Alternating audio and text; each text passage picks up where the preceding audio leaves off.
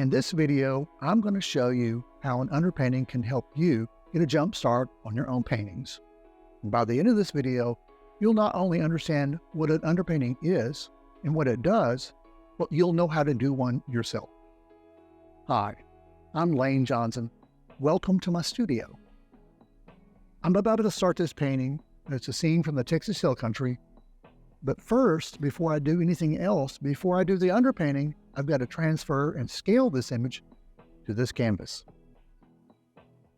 The supplies I'm going to use in this series is Strathmore stretch canvas, Maimeri Puro oil paints, and a variety of my favorite brushes from Princeton Brush.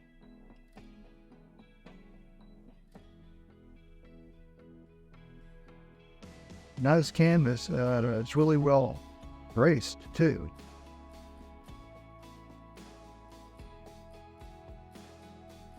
I've arranged the composition in a way that's a nice steel yard composition. Typically, a lot of paintings I have more than one focal point.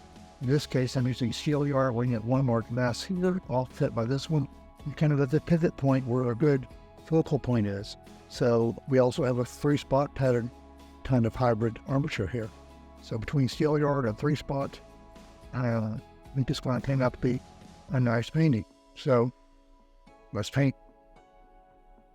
I'm drawing here with a pencil. In this case, I'm using the pencil because I want a little bit more control. Sometimes I'll use pastel pencils. Other times I'll use vine charcoal or compressed charcoal. Here's my reference. I'm working from a grid. Grid system has been around for a very, very long. Let's me transfer my drawing. Now the weather's bad today, so I can't take the canvas outside to spray it with workable fixative. Instead, I'm going over my lines with an acrylic pen. This works really well when you have bad weather or cold weather and you have to stay indoors. Now, the acrylic pen will not wash off, so if you don't want to use workable fixative, this is a good method to use. This is the beginning of an Imprimatura. Basically, it's Italian meaning the first paint layer. I'm creating a transparent tone surface which will allow light falling onto the painting to reflect back through the paint layers. It's the first step to create luminosity. I often use earth colors like this one, burnt sienna. Let's speed this up. This paint is Maimeri Puro. Excellent paint. I'm thinning the paint with some odorless mineral spirits and adding a little bit of drying medium. This next step, called the bistre, is often referred to as the rubout method. It's performed before the Imprimatura is dry. Many of the old masters like Rembrandt, Leonardo da Vinci, and Rubens use this technique. I usually try to wait at least 20 minutes before I start trying to rub out. You can test your canvas basically, but that's about how long. It can vary depending on conditions in the studio, temperature, weather, but you just kind of have to test it out and see if it's ready to go. This is the messiest stage for me in the beginning. That's why I'm wearing rubber gloves. Throughout the painting afterwards, I pretty much just paint without gloves on. And as you can see, I'm using brushed up paper towel to remove highlights. You can use brushes, you can use, cloth, but I just go with the paper towels. Also, because you're using odorless mineral spirits, you need to still have some good ventilation. So it's a good idea to make sure you have a large enough area to do this in, and maybe it's a good idea to crack a window. But sometimes what I do, I typically do this particular session last part of the day. It only takes about 45 minutes to do. And that way, when I'm done, I just leave the studio and come back the next morning and all the odor is dissipated, so it's all good. Part of the reason I do this is because I tend to work on larger canvases, so it takes more mineral spirits to do this.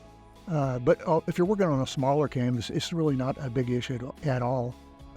After this stage, I'll paint normally and I will use my normal mediums, which are low odor.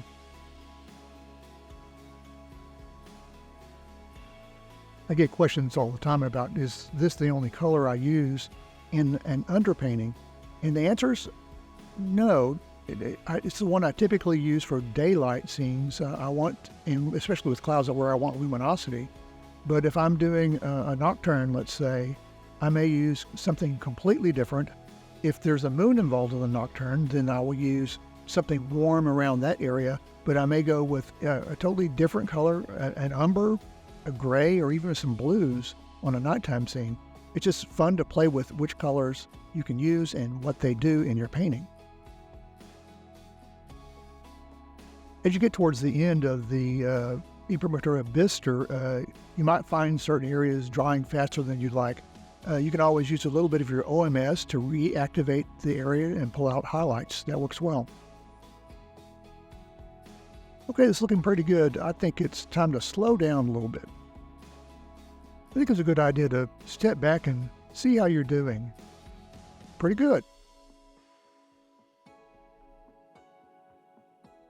Okay, this Imprimatura Bister is now dry. It's been just one day. I'm going to come back now and do the dark browns to finish this underpainting. Also notice that by rubbing out highlights, you're jump starting your painting. You can already see the painting coming to life. I'm starting with a number 6 Catalyst brush to block in this brown. I'm using this dark brown color. I'm using actually 2 different colors together. It's a Mars Brown, this the Maimeri Puro brand again. And I'm also using the bitumen. It's kind of like an asphalt color. These are good dark browns. Sometimes it's good to use something like a Van Dyke brown. Some people use like burnt umber, but these are the colors I'm using today. It looks like they're working out really well.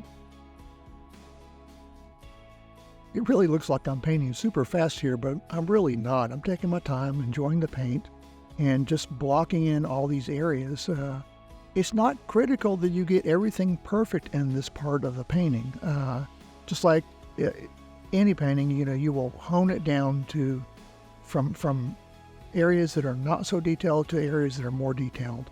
You just have to take your time and enjoy the process. I'm blocking in these limbs here with a number 4 Velvetouch round brush. It's working really good.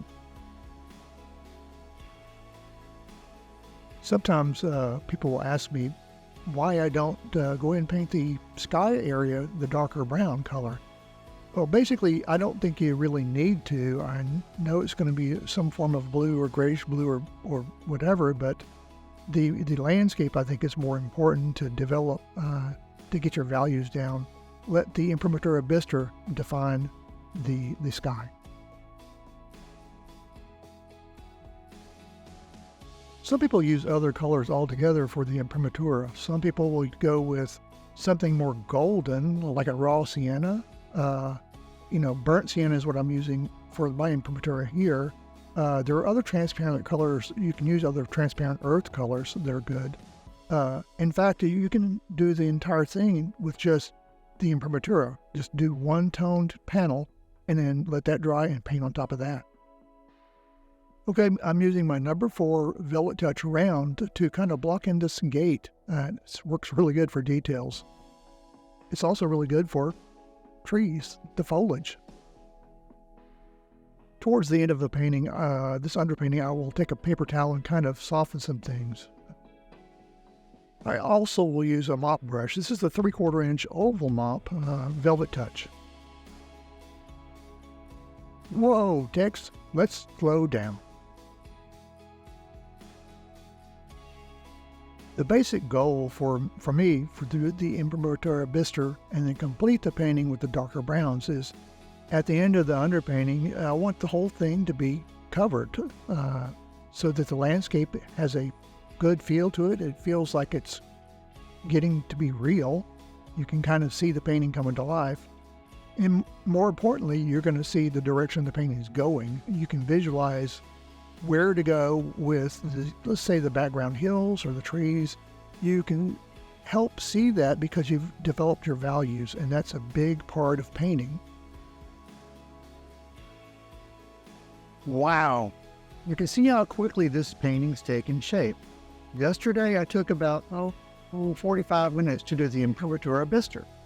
Today I spent less than an hour to complete the underpainting using these dark browns. Now you can see the magic of an underpainting. In the next video, I'll show you how I will paint these beautiful clouds.